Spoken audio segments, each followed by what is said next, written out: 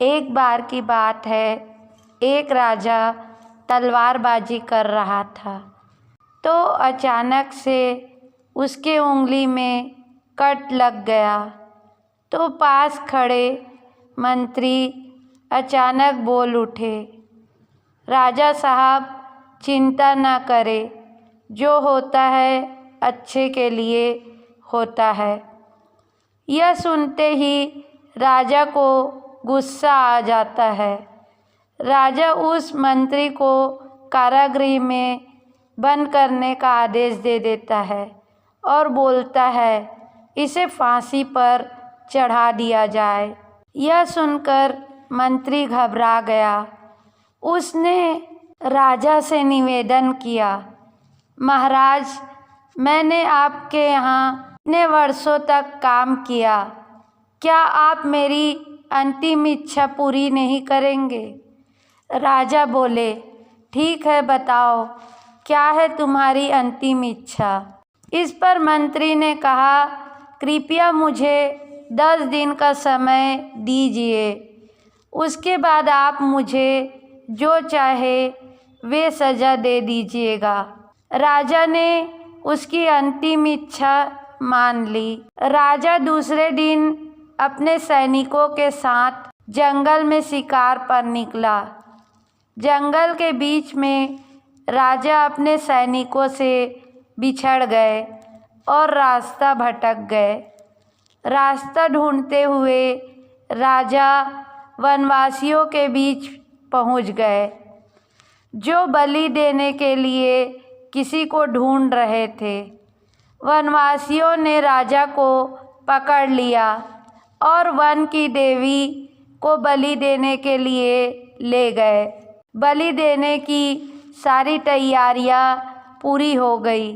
जैसे ही राजा को बलि देने के स्थान पे ले जाया गया, वहाँ खड़े बुजुर्ग की नज़र राजा की खंडित उंगली पर पड़ी। उसने आवाज़ लगाई कि ये तो खंडित है, इसकी बलि नहीं दी जा सकती।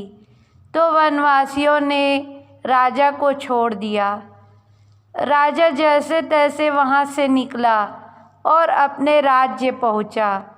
सबसे पहले कारागृह में अपने मंत्री से मिलने पहुँचा। राजा ने मंत्री से कहा, आपने सही कहा था, अगर मेरी उंगली नहीं कटी होती तो मैं जिंदा नहीं होता। यानी जो होता है वह अच्छे के लिए होता है। राजा ने फिर पूछा, मेरा तो फ़ायदा हुआ, लेकिन आपका कैसे फ़ायदा हुआ?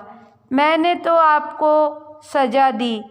मंत्री बोला, आपके साथ शिकार पर मैं हमेशा रहता हूँ, उस दिन भी रहता, लेकिन मेरे खंडित नहीं होने के कारण मेरी बलि चढ़ जाती, इसलिए मेरे साथ भी जो हुआ अच्छा हुआ।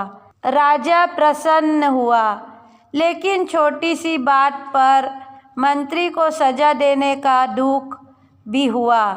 इसलिए राजा ने मंत्री को कारागृह से निकालकर फिर से अपने साथ रख लिया। दोस्तों, अपने जीवन में भी बहुत से उतार चढ़ाव आते रहते हैं। कभी कभी कुछ चीज़ें जो मन मुताबिक नहीं होती हैं, इस कारण से भी कभी निराश नहीं होना चाहिए। हमेशा याद रखो, जो होता है अच्छे के लिए होता है।